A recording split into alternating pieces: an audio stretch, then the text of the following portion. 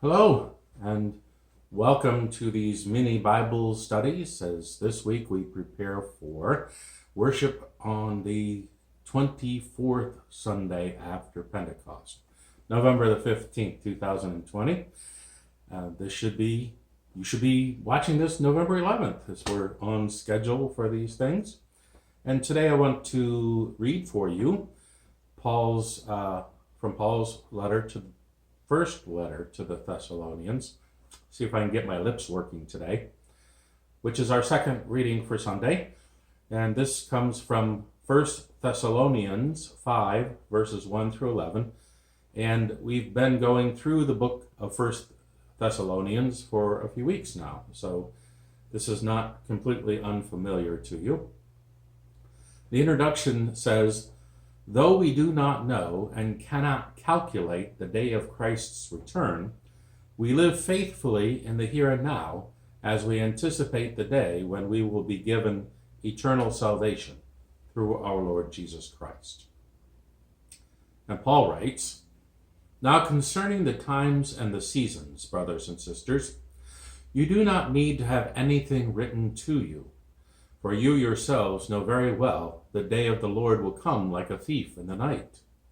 When they say, 'There is peace and security,' then sudden disaster will come upon them as labor pains come upon a pregnant woman, and there will be no escape. But you, beloved, are not in darkness, for that day to surprise you like a thief. For you are all children of light and children of the day. We are not of the night or of darkness.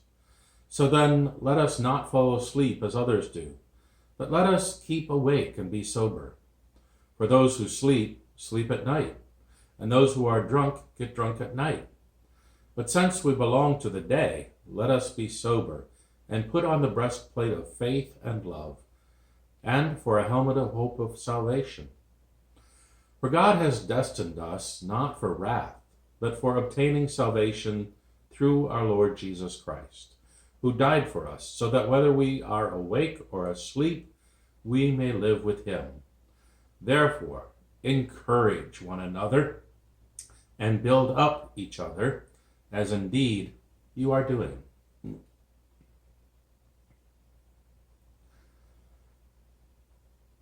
So we have been going through 1 Thessalonians for a few weeks now, and last week's reading and this week's reading, which encompasses 1 Thessalonians chapter 4, verse 13, through chapter 5, verse 11, could all be read together as Paul describes the life of a believer who has hope in the coming of Jesus Christ. And there are several important connections between last week's reading and this week's reading from these two chapters, 4 and 5, before Paul moves on to his final encouragements and greetings and benediction, which is typical for the end of his letter. So chapter 5 begins with a similar claim to what is known, much like Paul's words in chapter 4, verse 13. It is not that the Thessalonians need new information about faith. Rather, Paul reminds them of what they already know. Paul provides further encouragement and consolation in the fact that the Thessalonians can rely on their knowledge and their faith that they already have. This is the central theme of Paul's letter, to rely on what you already know and believe.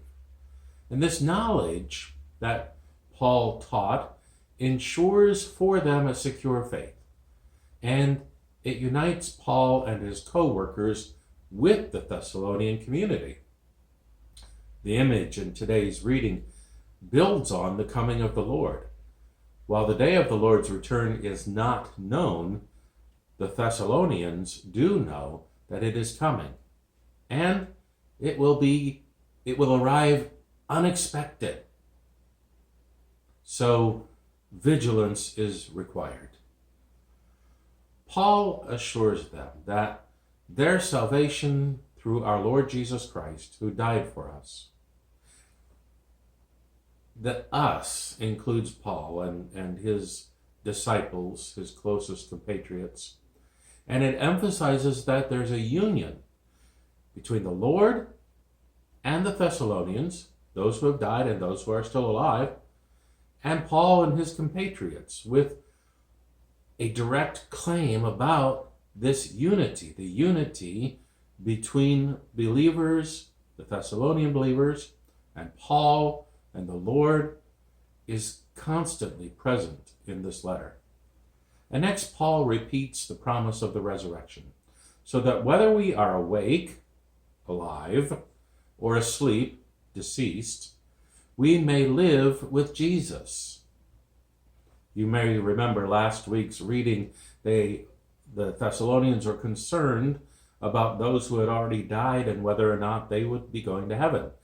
Paul assures them that they are, and here again, whether we are alive or deceased, awake or asleep, we live with Jesus. Which leads to Paul once again emphasizing this need to continue encouraging each other, as they've already been doing. This is essential for them, as their professed belief in Jesus was literally, for them, a life and death situation. So a theme that runs through both sets of readings, chapter 4 and chapter 5, is hope. Hope is identified in chapter 4, verses 13 through 18, as the union of those who have died and those who remain alive, that together they will join Jesus in heaven. And hope in today's reading is spelled out in the assurance of being children of the light, children of the day. Hope is lived out in behavior that exemplifies their belief. And hope is worked out in the promise of salvation and ongoing life with Jesus, whether we are awake, that is alive, or asleep, that is deceased. And I want to remind us all again, Paul is writing as a pastor. Paul is not writing to set up theological doctrine to last for thousands of years for whatever Christian church comes along. This hope, though, that Paul references, it's not only futuristic. It's not hope for, that day sometime off in the future when Jesus comes. It is also for their current situation in Thessalonica, and moving forward nearly 2,000 years, it's also for our current situation, 21st century America. Paul started out this letter with his favorite triad, faith, hope, and love. Faith, hope, and love need to be lifted up and built up as characteristics of the Christian community, then and still now.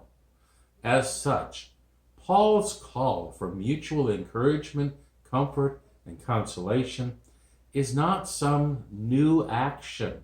It's what they have already been doing. Continue to do what you are already doing. Paul's letter to the Thessalonians suggests that as much as faith, hope, and love are discernible characteristics of a Christian community, so is encouragement. And the Greek verb for encouragement could also be translated as strengthen, edify, benefit, or restore. How do we do those things in the community? Well, let me end today's little devotionals by giving us some things to ponder about the Redeemer community in line with that thinking. So in what sense is the work of faith here the strengthening of the faith of one another? And in what sense is the labor of love benefiting others whom we love? And in what sense is the steadfastness of hope realized in the restoration and the edification of our community? Thank you for joining me today. I hope that I've given you some things to think about as we prepare for the 24th Sunday after Pentecost, November the 15th, 2020. I hope you have a great day. Take care. God bless.